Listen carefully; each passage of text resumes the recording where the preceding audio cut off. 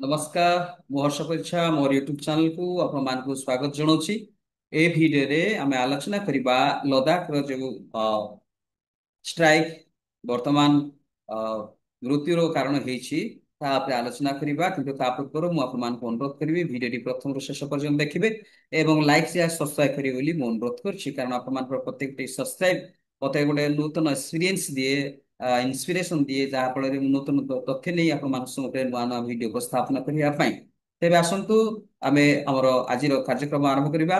ଆଜି ଅର୍ଥାତ୍ ଲଦାଖ ଲଦାଖ ଯୋଉଟା କି ଆ ୟା ପୂର୍ବରୁ ଜମ୍ମୁ କାଶ୍ମୀରରେ ଅଗଷ୍ଟ 5, 2019 ପୂର୍ବରୁ ଜମ୍ମୁ କାଶ୍ମୀରର ଗୋଟେ ଅଂଶ ହେଇକି ଥିଲା କେନ୍ଦ୍ର ଶାସିତ ଅଞ୍ଚଳ ଭାବରେ ବା ସରକାର ଆସିଲା ପରେ ଆ, ସେଇ ଲଦାଖକୁ ଜମ୍ମୁ କାଶ୍ମୀରରୁ ବାହାର କରି ଅଗଷ୍ଟ 5, 2019ରେ ଗୋଟେ ନୂତନ କେନ୍ଦ୍ର ଶାସିତ ଅଞ୍ଚଳ ହିସାବରେ ପରିଗଣିତ କଲେ ବା କେନ୍ଦ୍ର ଶାସିତ ଅଞ୍ଚଳ ହିସାବରେ ତାଙ୍କୁ ଘୋଷଣା କଲେ। ତ ବର୍ତ୍ତମାନ ସେଇଟା ଗୋଟେ କେନ୍ଦ୍ର ଶାସିତ ଅଞ୍ଚଳ।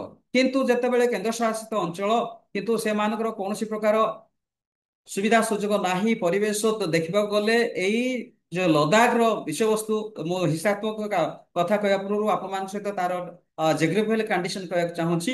ସେଇଟା ହଉଛି ଆପଣଙ୍କର 5730 ମିଟର ଉପରେ ଗୋଟେ ପାହାଡ ଉପରେ ଅବସ୍ଥିତ ଲଦାଖ ଅଞ୍ଚଳଟି। ଲଦାଖ ଅଞ୍ଚଳ ଯୋଉଟା କି ହିମାଳୟର ପାଖ ଅଞ୍ଚଳରେ ଗୋଟା ଆପଣଙ୍କର 5730 ମିଟର ଉପରେ ଯାହାକୁ ଯଦି ଆମେ ଫୁଟରେ ଯଦି ପରିଣତ କରିବା 18800 ଫୁଟ ଉପରେ ଅଛି। ତାଙ୍କର ପରିବେଶ ତାଙ୍କର ଯିବା ଆସିବା ଯାତାୟାତ ଅନ୍ୟାନ୍ୟ ସମସ୍ତ ପ୍ରାୟତଃ ଚିନ୍ତାଜନକ ଅଟେ ପ୍ରକଟଜନକ ଅଟେ ବା ଚିନ୍ତା ପ୍ରକଟ କରିବାର ବିଷୟବସ୍ତୁ ଅଟେ।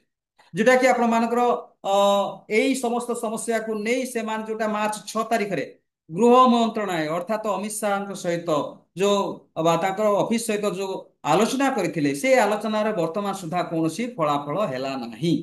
ଯାହାରି ଫଳରେ ଯାହାରି ଫଳରେ ସୋନମ ୟାଙ୍ଗଚୁକ ଯିଏ କି ଲାଭ ବା ଯୋଉଟା କି ଲେହର ଯୋଉ ବିଦ୍ରୋହ ବା ଲେହର ଯୋଉ ଆନ୍ଦୋଳନ କରୁଛନ୍ତି ତାଙ୍କର ଜଣେ ନେତା ସୋନମ ୟାଙ୍ଗଚୁକ ତାଙ୍କ ଆନ୍ଦୋଳନରେ 21 ଦିନିଆ ଆମରଣ ଅନଶନ କରାଯାଇଥିଲା।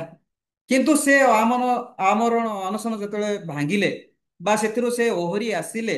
କାହିଁକି ଓହରି ଆସିଲେ ନା ଯେତେବେଳେ ଅନଶନ ଚାଲିଛି ସେଇ ସମୟରେ ହଜାର ହଜାର ଯୁବବର୍ଗ ଆସି ସେମାନେ ବିକ୍ଷୋଭ ପ୍ରଦର୍ଶନ କରୁଛନ୍ତି ଆନ୍ଦୋଳନ କରୁଛନ୍ତି ସରକାରଙ୍କ ବିରୁଦ୍ଧରେ ନାରାବାଜି କରୁଛନ୍ତି ଯେ ଆମକୁ ଦରକାର ଷଷ୍ଠ ସୁସ୍ତ୍ରୀ ରାଜ୍ୟ ଆମକୁ ଦରକାର ସ୍ୱତନ୍ତ୍ର ରାଜ୍ୟ ପାହ୍ୟା ମାନ୍ୟତା ଆମର ଜିଓଗ୍ରାଫିକାଲ କଣ୍ଡିସନ ଅନୁସାରେ ଆମେ ଯେତିକି ପାଇବା କଥା ସେତିକି ପାଇପାରୁନୁ ମୌଳିକ ଅଧିକାରରୁ ଆମେ ବଞ୍ଚିତ ରହୁଛୁ ଏ ସମସ୍ତ ନାରାବାଜି ରହିଲା। କାରଣ ସେମାନେ କଣ ପୁରା 5000 ମିଟର ଉପରେ ରହୁଛନ୍ତି। ତ ଏହାକୁ ୟା ଉପରେ ସେମାନେ ଅନେକ ଥର କେନ୍ଦ୍ର ସରକାରଙ୍କ ସହିତ ଅନେକ କଥାବାର୍ତ୍ତା କରିଥିଲେ କିନ୍ତୁ ବର୍ତ୍ତମାନ ସେ କେନ୍ଦ୍ର ସରକାର କଥାବାର୍ତ୍ତା ଫଳରେ କୌଣସି ପ୍ରକାର ଫଳପ୍ରଦ ହେଇନାହିଁ। ଏହାକୁ ନେଇକି ସେମାନେ ଗତ ସେପ୍ଟେମ୍ବର 24 ତାରିଖ ଦିନ ଯୋଉ ଆନ୍ଦୋଳନ ସୃଷ୍ଟି କରିଛନ୍ତି ସେଇ ଆନ୍ଦୋଳନକୁ ନେଇକି ବର୍ତ୍ତମାନ ତୀବ୍ରତର ହେବାକୁ ଯାଉଛି। କାରଣ ଆନ୍ଦୋଳନ ପରେ ବର୍ତ୍ତମାନ ଯେତେବେଳେ ଅନଶନରୁ ଅନଶନ ପ୍ରତ୍ୟାହୃତ କଲେ ବା ଅନଶନରୁ ଓହରି ଆସିଲେ ୟାଙ୍ଗଚୁ ସେତେବେଳେ ସେ କହିଛନ୍ତି ସୋନମ ୟାଙ୍ଗଚୁ ସେ କହିଛନ୍ତି ଯେ ବର୍ତ୍ତମାନ ଜେନଜି ଦଳ ଆସି ଯାଉଛନ୍ତି। କାରଣ ବର୍ତ୍ତମାନ ସେ ମୁଁ ଅନୁରୋଧ କରୁଛି ଯେ ଯେତେ ସବୁ ଲଦାଖର ସମସ୍ତ ଯୁବବର୍ଗ ମାନେ ନେପାଳରେ ଯେମିତି ଆପଣଙ୍କର ଜେନଜି ଦଳ ମାନେ ସମସ୍ତେ ହିଂସାତ୍ମକ ଆନ୍ଦୋଳନ କରି ସରକାରଙ୍କୁ ହଟେଇଥିଲେ ସେଇଟା ଆମର ଆଭିମୁଖ୍ୟ ନୁହଁ। ଆମର ଆଭିମୁଖ୍ୟ ହେଲା ଷଷ୍ଠ ସୁସ୍ଥି ବା ସିକ୍ସ ସେଡ୍ୟୁଲରେ ଆମକୁ କଣ ସିକ୍ସ ସେଡ୍ୟୁଲରେ ଆମକୁ କଣ କରାଯାଉ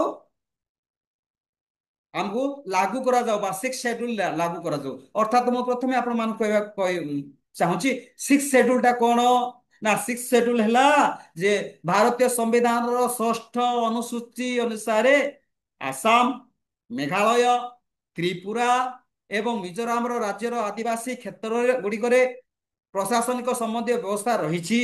ଏଇଟା ଅଛି ତାଙ୍କର 6 ସେଟା ସମ୍ବିଧାନ ଅନୁସାରେ ଏବଂ କଣ ଷଷ୍ଠ ଅନୁସୂଚୀରେ କିଛି ଆଦିବାସୀ କ୍ଷେତ୍ରର ପ୍ରଶାସନକୁ ସହାୟତ ଅଟୋନମସ ବା ସେମାନେ ନିଜେ ନିଜର ସମସ୍ତ ବାଛିବେ ନିଜ ନିଜର ଚାଲିବେ ନିଜ ନିଜର ସମସ୍ତ କାର୍ଯ୍ୟକୁ କରିବେ ସ୍ୱାୟତ୍ତ ସଂସ୍ଥା ଭାବରେ ପ୍ରଦାନ କରାଯାଇଛି ସେ ଅନୁସାରେ ସେଇ ସୂତ୍ରୀ ସୂତ୍ରୀ ପ୍ରକାରେ ଆମକୁ ମଧ୍ୟ ଲଦାଖକୁ ଦିଆଯାଉ ଏଇଟା ଅଛି ତାଙ୍କର ମୁଖ୍ୟ ବିଷୟବସ୍ତୁ। ଏବଂ ସେ ଯେତେବେଳେ ଆପଣଙ୍କର 21 ଦିନିଆ ବା 15 ଦିନିଆ ଅନଶନରୁ ପ୍ରତ୍ୟାହାର କଲେ ସେଇ ସମୟରେ ସମସ୍ତ ଯୁବବର୍ଗ ମାନଙ୍କୁ ସେ ଆହ୍ୱାନ ଦେଇ କହିଲେ ଯେ ହିଂସାତ୍ମକ ନ ନେଇ କଣ ନା ଶାନ୍ତିପୂର୍ଣ୍ଣ ଭାବରେ ଆନ୍ଦୋଳନ କରନ୍ତୁ। କିନ୍ତୁ ସରକାର ଯଦି ଏଇଭଳି ଭାବରେ ଯଦି ସେମାନଙ୍କୁ ସପ୍ରେସ କରିବାକୁ ଚାହୁଁଛନ୍ତି ତାହେଲେ ଜେନ୍ଜି ଦଳ ସୃଷ୍ଟି ହେବ ଏବଂ ଜେନ୍ଜି ଦଳ ଆକାରରେ ଭାରତ ବର୍ଷରେ ପୁଣି ଆନ୍ଦୋଳନ ଆଗକୁ ତୀବ୍ରତର ହେବ। ଏ କଥା ମଧ୍ୟ ସେ କହିଛନ୍ତି। କାରଣ ଗତ 2019 ଅଗଷ୍ଟ 5 2019 ରୁ ବର୍ତ୍ତମାନ ସୁଦ୍ଧା ଆମେ ଅନେକ ଆଲୋଚନା କରୁଛୁ ସରକାରଙ୍କ ସହିତ ଆମର ସମସ୍ତ ସମସ୍ୟା ନେଇକି ଆମର ପ୍ରାକୃତିକ ସମସ୍ୟା ନେଇକି ଆମର ଯୋଉଟା କି ଆର୍ଥିକ ସମସ୍ୟା ନେଇକି ଆମର ଯୋଉଟା ଅଛି ହେଲ୍ଥ ଉପରେ ବୋଲନ୍ତୁ ବା ଆପଣଙ୍କର ପଲିଟିକାଲ ଉପରେ ବୋଲନ୍ତୁ ବା ଆପଣଙ୍କର କାଲଚରାଲ ଉପରେ ବୋଲନ୍ତୁ ଯୋଉ ସବୁ ସମସ୍ୟା ଅଛି ତାକୁ ଉପସ୍ଥାପନ କରି କରି ଆସୁଛୁ କିନ୍ତୁ କୌଣସି ମାତ୍ରାରେ ଫଳବନ୍ତ ହଉନାହିଁ ବା ଆମେ ସେଥିରେ ସଫଳ ହେଉନାହୁଁ। ତେଣୁକରି ସେମାନେ ବାଧ୍ୟ ହୋଇ ଏଇ ଯୋଉ 24 ତାରିଖ ଦିନ ଆମେ ଆନ୍ଦୋଳନ କରିବାକୁ ଓହ୍ଲେଇଛୁ ଏବଂ ଏଇ ଆନ୍ଦୋଳନଟି ଆଗକୁ ତୀବ୍ରତର ହବ। ତ ବର୍ତ୍ତମାନ ଯୋଉ ଆନ୍ଦୋଳନ ଚାଲୁ ରହିଛି ବା କିଛି କିଛି ମାତ୍ରାରେ କର୍ଫ୍ୟୁ ଜାରି ରହିଛି ତଥାପି ଆନ୍ଦୋଳନ ଚାଲୁ ରହିଛି ସେମାନଙ୍କର ସେଇ ଆନ୍ଦୋଳନକୁ ଲକ୍ଷ୍ୟ ରଖି କେନ୍ଦ୍ର ସରକାର ବର୍ତ୍ତମାନ କଣ କରିଛନ୍ତି ନା ଅକ୍ଟୋବର 6 ତାରିଖରେ ତାଙ୍କ ସହିତ ଆଲୋଚନା କରିବାକୁ ଚାହୁଁଛନ୍ତି। କେନ୍ଦ୍ର ସରକାର ଆଲୋଚନା କରିବାକୁ ଚାହୁଁଛନ୍ତି ଏବଂ ଏଇ ଆଲୋଚନା କରିବାକୁ ଚାହୁଁଛନ୍ତି କାହିଁକି ନା ଅଲରେଡି ଯେ ପୁଲିସ ଆକ୍ରମଣରେ 4 ଜଣଙ୍କର ମୃତ୍ୟୁବରଣ ହେଇଛି ଏବଂ 90ରୁ ଅଧିକ ଲୋକ ଆପଣଙ୍କର ଆଘାତ ହେଇଛନ୍ତି। ୟାରି ପରିପ୍ରେକ୍ଷୀରେ ଲେହ ଆପେକ୍ସ ବଡିର ଯୋଉମାନେ କର୍ମକର୍ତ୍ତା ଅଛନ୍ତି କେନ୍ଦ୍ରର କର୍ମକର୍ତ୍ତା ଅଛନ୍ତି ସେମାନଙ୍କୁ ନେଇକି 6 ତାରିଖରେ ଅକ୍ଟୋବର 6ରେ ଯୋଉ ମାନେ ଆଲୋଚନା କରିବା ପାଇଁ ଯୋଉ ଡକା ହେଇଛି ସେଇ ଆଲୋଚନାରେ ସେମାନେ ଭାଗ ନେବେ ନାହିଁ ଏଇ କଥାଟି କଣ ବୟକଟ କରିଛନ୍ତି।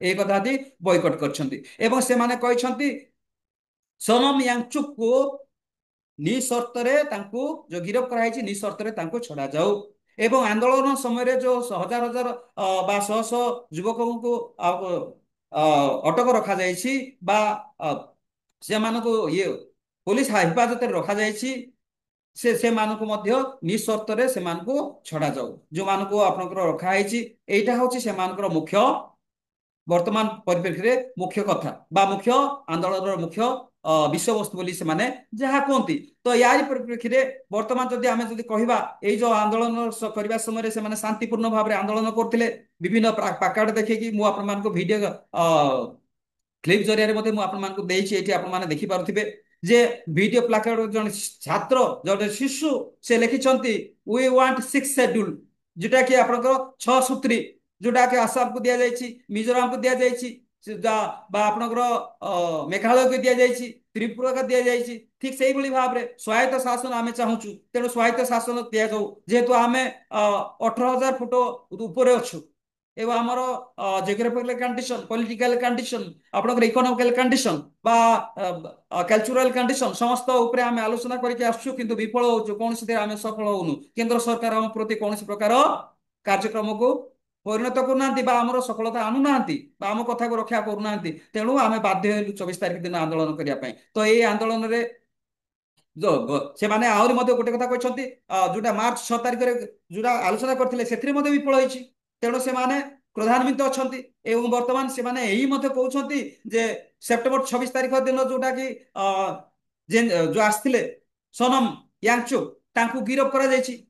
ସୋନମ ୟାଙ୍ଗଚୁକକୁ ଯୋଉ ଗିରଫ କରାଯାଇଛି 26 ତାରିଖରେ ତାଙ୍କୁ ମଧ୍ୟ ଛଡାଯାଉ ତାଙ୍କୁ କୋଉ ଆକାରରେ ନା ଏନଏସ ଧାରା ଅନୁସାରେ ତାଙ୍କୁ ଗିରଫ କରାଯାଇଛି ସେ ଗିରଫଦାରୀରେ ତାଙ୍କୁ ଉଦ୍ଧାର କରାଯାଉ ଏ କଥା ମଧ୍ୟ ସେମାନେ ବର୍ତ୍ତମାନ କହିଛନ୍ତି ଏବଂ ବୟକଟ କରିଛନ୍ତି ଆଲୋଚନାକୁ ଯିବୁ ନାହିଁ ଏବଂ ଲେହର ହିଂସାତ୍ମକ ପ୍ରତିବାଦ ବିରୋଧରେ ମଧ୍ୟ ପୋଲିସ ଯୋଉ କାର୍ଯ୍ୟାନୁଷ୍ଠାନ କରିଛନ୍ତି ଯାରି ଫଳରେ 4 ଜଣ ମରୁଛନ୍ତି 90ରୁ ଅଧିକ ବା 100 ଜଣ ଲୋକ ଆପଣଙ୍କର ଆଘାତ ପ୍ରାପ୍ତ ହେଇଛନ୍ତି ତାଙ୍କର ତା ଉପରେ ମଧ୍ୟ ସରକାର ଯୋଉ କାର୍ଯ୍ୟକ୍ରମ ଗ୍ରହଣ କରିଛନ୍ତି ତା ଉପରେ ମଧ୍ୟ ତୀବ୍ର ନିନ୍ଦା କରିଛନ୍ତି ଏବଂ ଯୋଉମାନଙ୍କୁ ଅଟକ ରଖାହେଇଛି ଏବଂ ଇଣ୍ଟରନେଟ ବନ୍ଦ କରାହେଇଛି ସେବା ଗୁଡ଼ିକ ସ୍ଥଗିତ ରଖାହେଇଛି ସେଗୁଡ଼ିକ ପାଇଁ ମଧ୍ୟ ସେମାନେ ତୀବ୍ର ନିନ୍ଦା କରିଛନ୍ତି ଏବଂ ୟାରି ପରିପ୍ରେକ୍ଷୀରେ କଣ କରାହେଇଛି ନା ଯେ ବର୍ତ୍ତମାନ କାହା କାଷ୍ଟଡି ଭିତରେ ଅଛନ୍ତି ସୋନମ ୟାଙ୍ଗଚୁକ ସେ ବର୍ତ୍ତମାନ ଆପଣଙ୍କର ଲଦାଖ ଡିଜିପି ସେ ହେଉଛନ୍ତି SD ଜାମୱାଲା ତାଙ୍କ ନେତୃତ୍ୱରେ ବର୍ତ୍ତମାନ ସେ ଅଛନ୍ତି ତାଙ୍କୁ ଆପଣଙ୍କର ପଠାଯାଉଛି ଅଲଗା ଜାଗାକୁ। ତ ଏଇ ପରିପ୍ରେକ୍ଷୀରେ ସମସ୍ତେ ବର୍ତ୍ତମାନ ଅତ୍ୟନ୍ତ କ୍ଷିପ୍ର ବା ଅତ୍ୟନ୍ତ ଦୁଃଖରେ ଅଛନ୍ତି, ବା ସେମାନେ ଆନ୍ଦୋଳନାତ୍ମକ ମନୋଭାବ ପ୍ରତିପୋଷଣ କରୁଛନ୍ତି, ବା ସେମାନେ ଆନ୍ଦୋଳନ କରିବା ପାଇଁ ଆଗକୁ ବଢିବା ପାଇଁ ସେମାନେ ବିଭିନ୍ନ ପ୍ରକାର ଅ, ନିଷ୍ପତ୍ତି ମଧ୍ୟ ନେବେ, ଏ କଥା ମଧ୍ୟ କହିଛନ୍ତି। ଆଉ ଏ କଥା ମଧ୍ୟ କୁହାଯାଇଛି ଯେ ଏଇ ଯେତେବେଳେ ୟାଙ୍ଗଚୁକୁ ଆପଣଙ୍କ ଗିରଫ କରାଯାଇଛି, ୟାକୁ ଶାନ୍ତିପୂର୍ଣ୍ଣ ଭାବରେ ଯଦି ତାହାକୁ ଯଦି ଛଡା ନଯିବ ତାହେଲେ ସେଠିକାର ଯେ ସାଂସଦ ଅଛନ୍ତି, ଲଦାଖର ସାଂସଦ ହାଜି ହାଫିନା, ସେ କହିଛନ୍ତି ଯେ ଏଇଟା ଗୋଟେ ଦୁର୍ଭାଗ୍ୟ କଥା ଯେ ନିଜର ହକ୍ ପାଇଁ ଲଢୁଛନ୍ତି ବା ନାଗରିକ ମାନଙ୍କୁ ନେଇକି ଶାନ୍ତିପୂର୍ଣ୍ଣ ଭାବରେ ଲଢୁଛନ୍ତି, ତାଙ୍କୁ ଗିରଫ କରାଯାଇଛି। ଏଇଟା ଗୋଟେ କଣ ନା ଏଇଟା ଗୋଟେ ଦୁର୍ଭାଗ୍ୟର କଥା ବୋଲି କହିଛନ୍ତି କିଏ, ଲଦାଖର ସାଂସଦ ହାଜି ହାଫିନା। ଏବଂ ଏଇଟାକୁ ମଧ୍ୟ ଆହୁରି ନିନ୍ଦା କରି କହିଛନ୍ତି ଯେ କି କାଶ୍ମୀରର ମୁଖ୍ୟମନ୍ତ୍ରୀ ଉମାର ଅବଦୁଲ୍ଲା, ଯୋଉଟା କି ୟାଙ୍ଗଚୁକୁ ଯୋଉଟା ଅଟକ ରଖାଯାଇଛି ବା ଗିରଫ କରାଯାଇଛି, ସେଇଟା ହଉଛି ଦୁର୍ଭାଗ୍ୟଜନକ କଥା।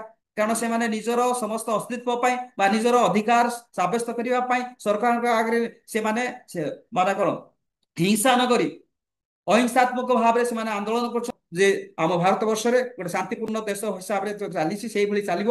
ଏବଂ ଜେନ୍ଜି ଗ୍ରୁପ ଯେମିତି ସୃଷ୍ଟି ନବ, ଯାହାକି ୟାଙ୍ଗଚୁକ କହିଛନ୍ତି ଆଗକୁ ଜେନ୍ଜି ଗ୍ରୁପ ମଧ୍ୟ ହେବାର ସମ୍ଭାବନା ଅଛି ଯଦି ଆମର ଯୋଉ ଅଧିକାର ଗୁଡାକ ଯଦି ଆମକୁ ଦିଆ ନଗଲା, ବା ଆମର ଯୋଉ ଆମେ ଯୋଉ ନାରାବାଜି କରୁଛୁ, ଆମେ ଯୋଉ ଆନ୍ଦୋଳନ କରୁଛୁ, ଆମର ଆନ୍ଦୋଳନର ଯୋଉ ସ୍ମାରକ ପତ୍ର ଅଛି, ସେ ସ୍ମାରକ ପତ୍ର ଅନୁସାରେ ଆମକୁ ଯଦି କାର୍ଯ୍ୟକାରିତା ନ କରାଯିବ ତାହେଲେ ଆଗକୁ ଜେନ୍ଜି ଗ୍ରୁପ ଉଦ୍ଭାବନ ହବ ଭାରତ ବର୍ଷରେ। ଏଇ କଥା ଇଏ ଅ, ସୋନମ ୟାଙ୍ଗଚୁକ କହିଛନ୍ତି ନିଜର ବକ୍ତବ୍ୟରେ। ତ ଭିଡିଓଟି ପ୍ରଥମରୁ ଶେଷ ପର୍ଯ୍ୟନ୍ତ ଦେଖିବା ହେତୁ ମୁଁ ଆପଣମାନଙ୍କୁ ଧନ୍ୟବାଦ ଦଉଛି ଏବଂ ଲାଇକ୍ ସେୟାର ସବସ୍କ୍ରାଇବ କରିବି ବୋଲି ମୁଁ ଅନୁରୋଧ କରୁଛି। Thank you so much. ନମସ୍କାର।